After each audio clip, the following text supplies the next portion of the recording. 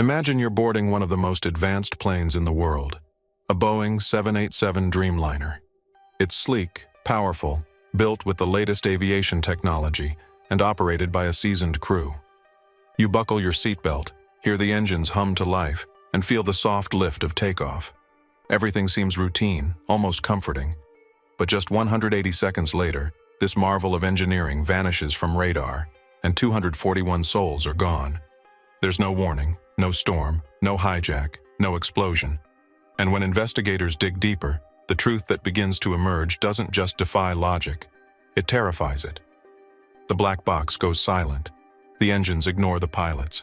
The landing gear remains extended, dragging the plane to its death. The most chilling part? The aircraft never even knew it was flying. It believed it was still on the ground. And if you think this was just a freak accident, something unpredictable, unpreventable, think again. Because one retired airline captain, thousands of miles away, sees a detail in the data that everyone else missed. A line of code, a silent message, a memory from his own near-death flight. And suddenly, the pieces begin to fall into place. What he uncovers not only explains why Flight 171 crashed, but exposes a dangerous truth that aviation giants desperately tried to bury. A flaw so fundamental it renders even the most advanced cockpit powerless. Stay with us because in the next few minutes you're going to discover how a forgotten pilot solved a crash that Boeing couldn't, and why the next time you fly, your fate may rest in the hands of a machine that refuses to listen. Air India's Flight 171 was supposed to be routine. The Dreamliner had just undergone maintenance. The skies were clear, the departure smooth, and the tower had no concerns. With 242 passengers on board, it lifted off from Ahmedabad's runway. Not a single warning light, not a single sign of trouble. But just 3 minutes later, the aircraft had vanished from radar. No distress signal, no mid-air explosion, just gone. The black box offered no mechanical failure, no engine problem, no pilot error. Just a mayday, followed by silence. It was as if the aircraft simply gave up mid-air. The landing gear never retracted. The flaps stayed extended, the thrust dropped, and as investigators combed through the wreckage, nothing made sense, until a single retired pilot in Europe saw something no one else did. 4 years before Flight 171's tragic crash, this retired pilot had faced something disturbingly similar. While piloting a European flight, his aircraft abruptly refused throttle commands during takeoff. The cockpit went quiet. The system stayed locked. Only a desperate manual override saved hundreds of lives. And when he read the leaked system logs of Flight 171, that memory surged back with horrifying clarity. Buried in lines of code was a message: environment mismatch, manual override denied, and most importantly, airborne mode not activated. That was it. The plane never recognized that it had taken off. To the systems controlling everything from thrust to hydraulics, Flight 171 was still sitting on the tarmac, even as it climbed 600 feet into the sky.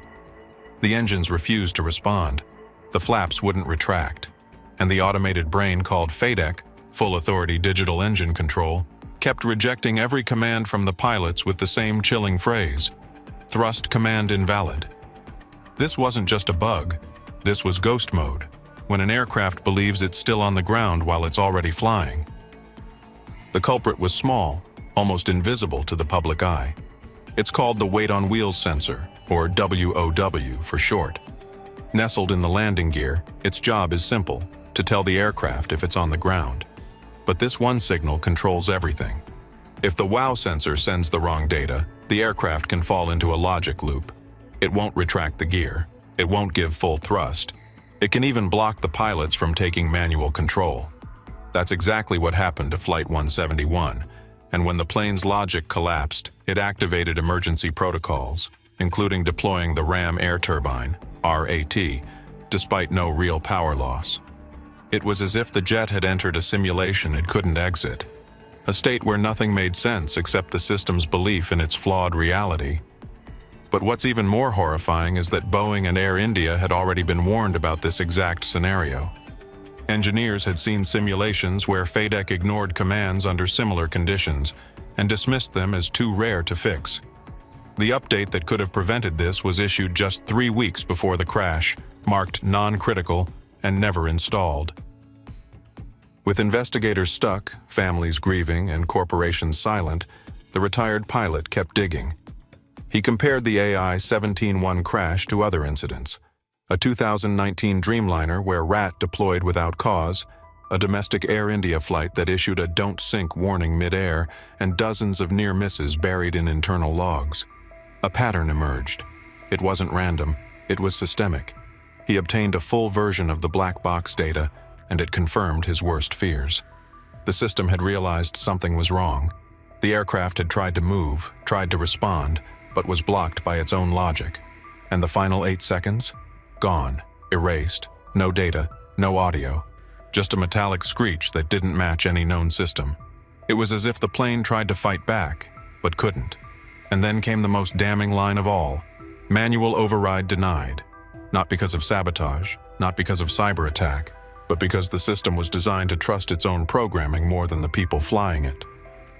In the complex world of aviation safety, one would expect that a system as vital as the weight-on-wheels sensor would be backed by redundant alerts, checks, and human overrides. But the reality is far more unsettling.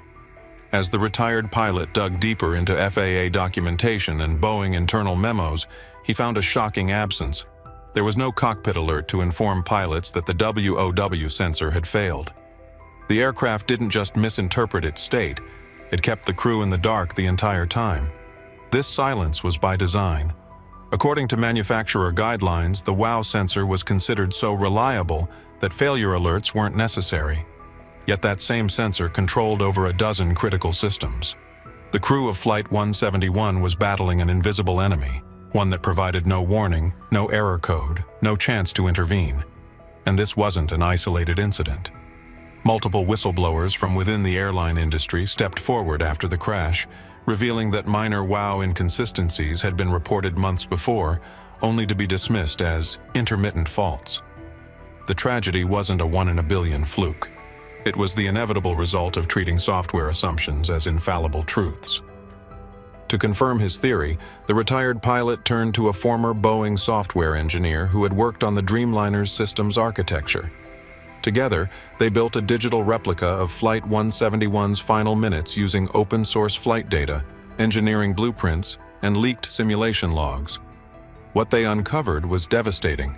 Their simulation proved that once the aircraft lifted off with a faulty WOW reading, it entered a self-reinforcing logic trap. The plane refused to accept manual inputs, ignored the transition to airborne mode, and continued to restrict thrust, leading to an unsustainable climb followed by an unrecoverable stall. Even when the pilots attempted to override, the system simply replied, "Not permitted on ground." But perhaps the most chilling part of the simulation was what it revealed about redundancy. Boeing had developed, but never deployed, a backup logic algorithm that could have cross-checked airspeed, pitch, and altitude to override a failed WOW sensor. The update existed. It had passed internal testing, but it was shelved due to cost-benefit concerns. Flight 171's crash wasn't due to lack of knowledge. It was due to calculated risk management that valued software complexity over human safety. As more aviation experts reviewed the independent analysis, they were forced to confront a terrifying evolution in cockpit design. Over the past 2 decades, manufacturers had gradually removed physical levers, mechanical overrides, and manual systems, replacing them with software intermediaries.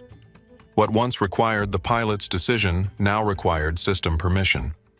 Flight 171 was a case study in what happens when pilots become passengers in their own cockpit. The aircraft's brain, a labyrinth of lines of code, had full authority. The pilots issued commands, but the system decided whether or not to execute them. It was autonomy without accountability. And when that autonomy failed, there was no plan B. The Dreamliner had become too advanced to save itself. The irony was bitter. In striving for perfection, the industry had built a system where humans were not co-pilots, but mere suggestions. Suggestions the aircraft could, and did, ignore. After the independent report went public, several other airlines quietly grounded specific Dreamliner aircraft for sensor recalibration. Some launched internal reviews. Others updated their software silently, never admitting the real reason. But behind the scenes, the shockwaves were profound. Aviation regulators had long been worried about automation complacency, the tendency of crews to trust systems too much. But this was something worse. Automation supremacy, where pilots were denied even the right to act. What happened to Air India 171 wasn't a singular tragedy. It was a message, encoded in malfunction, buried in silence, and finally decrypted by someone who understood the stakes. A message that exposed the fragile trust between man and machine. A message that Boeing, the FAA, and global aviation weren't prepared to answer. But the public was. When passengers learned the details, trust in aviation tech shook. Pilots began speaking up, and one chilling question lingered across every control tower and cockpit. If the system thinks we're on the ground, how do we ever get back in control? What began as a routine takeoff turned into a fatal descent. Not because of human error, not because of a mechanical failure in the traditional sense, but because a single sensor told the aircraft it was still on the ground, and the system believed it without question. Flight 171 didn't just crash, it was overruled. The pilots weren't outmaneuvered by nature or physics. They were denied access by the very machine they trusted with their lives. And this is the most terrifying truth of all. In our race toward smarter machines, we've created aircraft that think, decide, and reject commands. But what happens when those decisions are based on a single corrupted input? What happens when the system has no curiosity, no caution, no hesitation, just cold, binary logic? Air India 171 showed us the answer. It revealed the dangers not of pilot error, but of system certainty. A jet that could fly itself, straight into catastrophe. For Boeing, for airlines, for regulators, and for every single passenger who steps aboard a plane, this is the wake-up call. The warning that the line between human judgment and machine control has blurred too far. That trusting software without fail-safes is not innovation. It's negligence disguised as progress. The crash of Flight 171 wasn't the end of a flight. It was the start of a conversation the aviation world can no longer afford to ignore. Because the next time a sensor lies, we might not get a second chance to decode the truth.